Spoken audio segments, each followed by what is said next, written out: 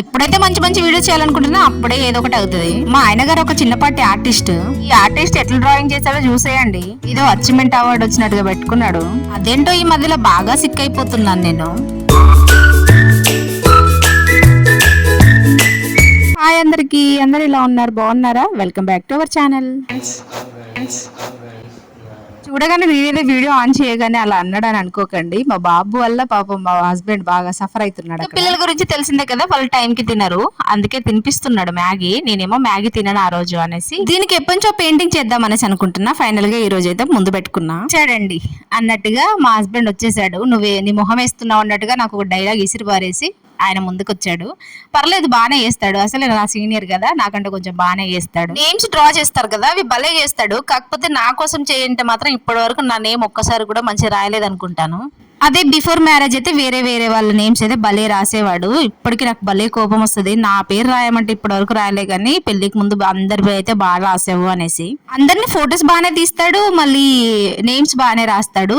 ఈ విషయంలో నాకు మా హస్బెండ్ కి చాలా సార్లు గొడవలు కూడా అయిపోయినాయి. ఇంకా నేను కూడా అంతా కొంత చేస్తాను. ఏదైనా చూసానంటే అది పర్ఫెక్ట్ గా చేయడానికి ట్రై చేస్తాను. మా హస్బెండ్ నా సీనియర్ అని చెప్పాను కదా, నన్ను అయితే ఫుల్ గా ఏడిపించేవాడు. నాకు వచ్చిన మార్క్స్ కానీ స్లిప్ టెస్ట్ రాసిన ఉంటాయి కదా, బుక్స్ ఓపెన్ చేసి మరి చూసి బాగా ఏడిపించేవాడు.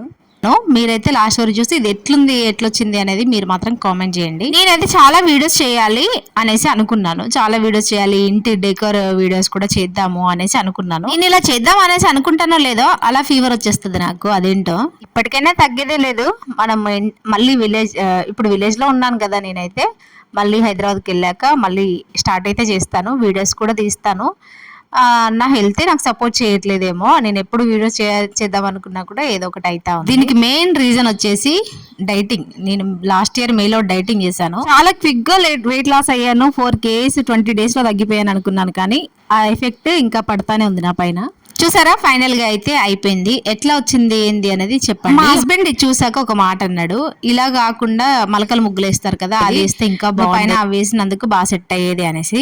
నాకు కూడా తర్వాత గుర్తొచ్చింది, అరే నిజమే కదా అనేసి. నేను ఇంకా కుకింగ్ వీడియోస్ అయితే షార్ట్స్ పెడతా ఉన్నాను కదా, దానికోసం దీన్ని ఏదైనా కష్టపడాలి. కష్టపడింది ఏది కాదు, ఎప్పుడో చేద్దాం అనుకుంటే ఇప్పటికే కుదిరింది నాకైతే ఇది చేయడం.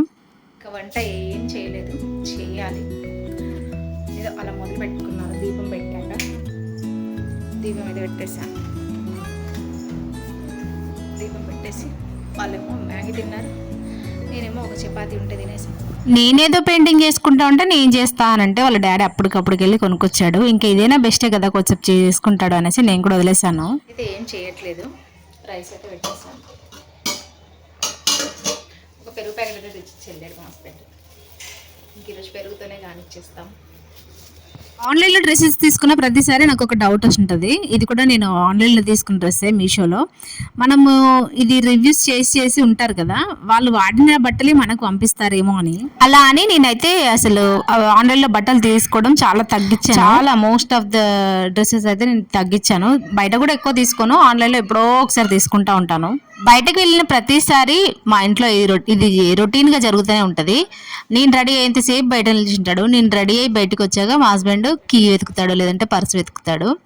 అలా ఉంటది మా హస్బెండ్ తో డైలీ. నాకు బయటకు వెళ్ళిన ప్రతిసారి, డ్యూటీకి వెళ్ళేటప్పుడు కూడా ఒక బ్యాగ్ తీసుకుని పెడతాడు. బ్లూటూత్ ఇవ్వు, హెల్మెట్ ఇవ్వు, కీస్ ఇవ్వు, ఇవన్నీ అడుగుతాడు. వస్తుంది కదా నిజంగా. ఇంకా ఇప్పుడైతే మేము బయటకు వెళ్ళేది ఎందుకంటే ఒక టేబుల్ తీసుకుందాం అనేసి బయటకైతే వెళ్తున్నాము.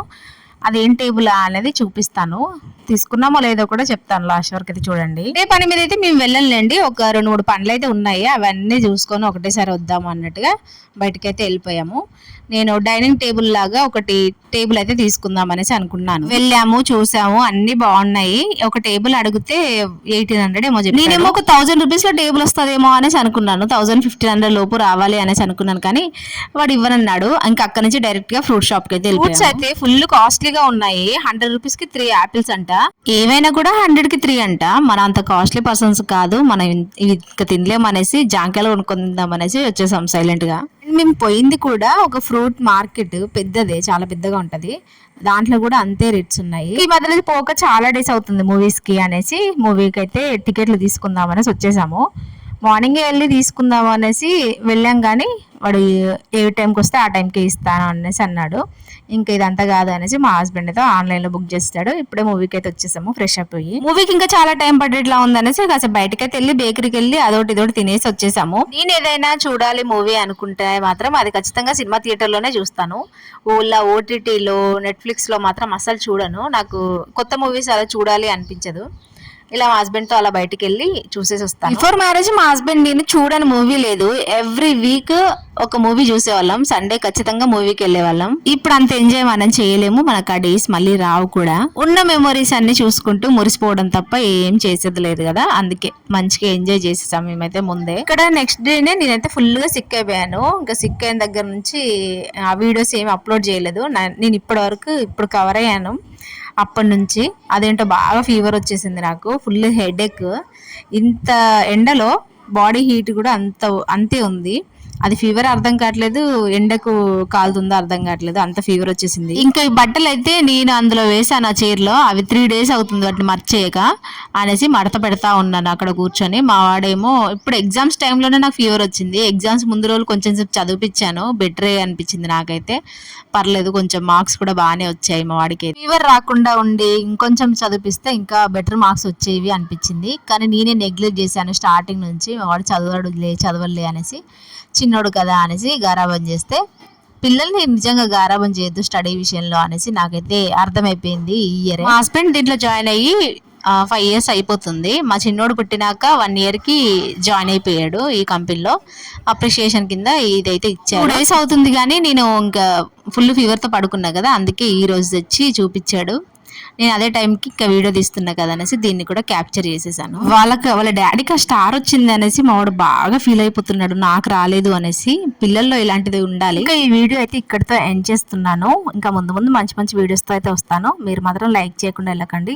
లాస్ట్ వరకు చూసినందుకు థ్యాంక్ యూ అండి. బాయ్.